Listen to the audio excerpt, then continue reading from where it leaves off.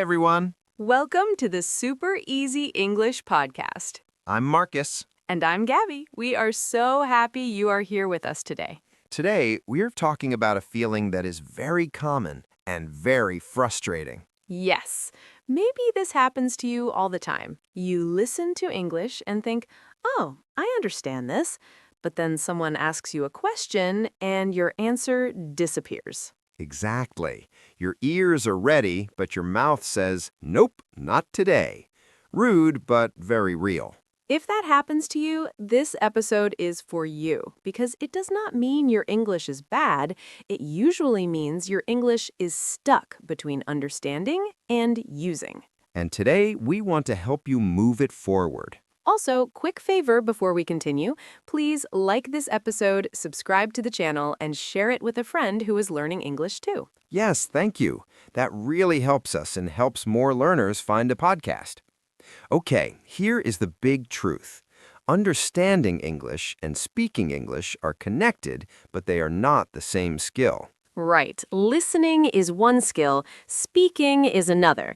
They grow together, but not at the same speed. I like to think of it like cooking. Listening gives you ingredients. You hear words, phrases, and sentence patterns. But speaking is cooking the meal. That image is so helpful. Some learners have a full kitchen in their brain, but they still feel hungry in conversation. Exactly. The food is there, dinner is not ready. And many learners think, if I understand a lot, I should speak well too. But that is not how it works.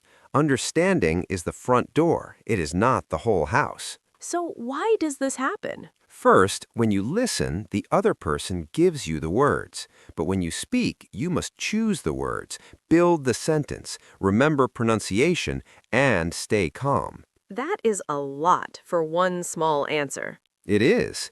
Second, many learners put too much pressure on themselves. Yes, they want the answer to sound smart, smooth, and correct. But that pressure blocks simple English, and simple English is usually what you need most. So, today, we want to make speaking feel lighter and easier. The first practical idea is this. Stop waiting for a big answer. Start with a small answer. This changes everything. A good answer does not need to be long. If someone asks, do you like coffee? You do not need a speech. You can just say, yes, I do, or not really. Then add one more little piece. Yes, I do. I drink it every morning. Or, not really. I prefer tea. That is a great pattern for beginners. Short answer, then one more detail. Let's say it again because this is important. Short answer, one more detail. This pattern gives you structure, and structure gives you calm. If someone asks, where do you live? You can say, I live in Sao Paulo. I live with my family. If someone asks, what do you do at night? You can say, I study English. Then I watch videos. Notice something. These are not fancy answers. But they are useful. Very useful. Short is not weak. Short is usable. I love that. The second practical idea is to keep a few ready phrases in your mouth, not just in your notebook. So good, because some phrases help you begin even when you feel nervous. Phrases like, let me think. Good question. I think so. I'm not sure. A little bit. Not yet. These are small phrases, but they are powerful. Sometimes the hardest part is not the whole answer. It is the first 2 seconds. Yes, once you begin, your brain often relaxes. So give your brain a soft start. Let's use a real example. Someone asks, are you busy these days? You can start with a little bit. Then add, I have a lot of work this week. Or, not really. Things are calm right now. Someone asks, do you cook? You can say, a little bit. I can make pasta. Honest, simple, done. And these little phrases are natural. Native speakers use them all the time. The third practical idea is one of my favorites. Borrow sentences from things you already watch and listen to.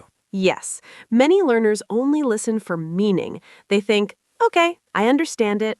Next. But if you want to speak more, pause and take one useful sentence. Maybe you hear, I'm still working on it, or I don't know how to explain it, or that happens to me too.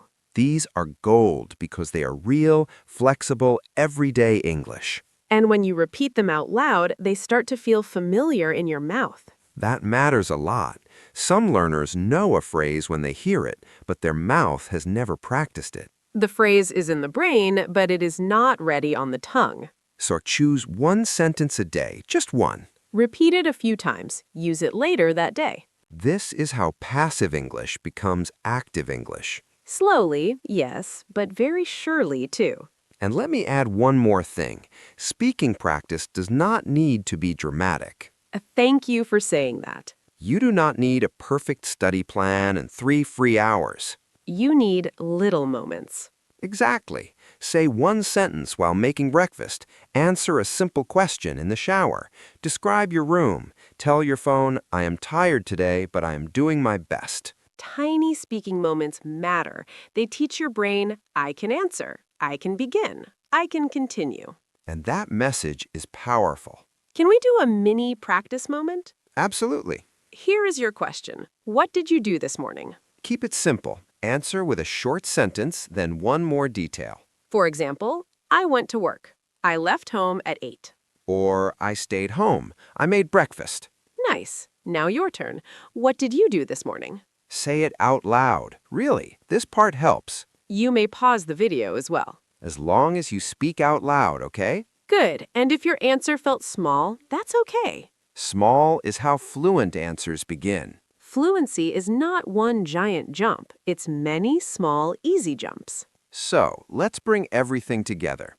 If you understand English but struggle to speak, it does not mean you are failing. It often means you're closer than you think. You already have input.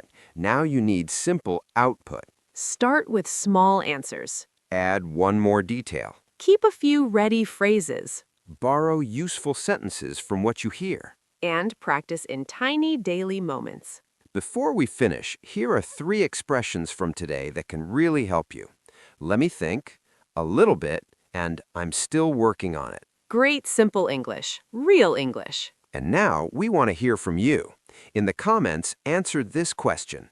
What is one simple sentence you can say in English about your life today? Keep it short if you want. Maybe, I am tired today, or I am studying for a test, or I am drinking coffee right now. We would love to read your answer. And please do not wait for a perfect sentence. Write a real sentence. Thank you so much for spending this time with us today. If this episode helped you, subscribe, like the video, and share it with another English learner. Keep your English moving, even in small steps. And remember, if you can understand more today than yesterday, your speaking can grow too. See you in the next episode. Bye, everyone. Bye. Super Easy English Podcast. Hey, thanks for listening to the Super Easy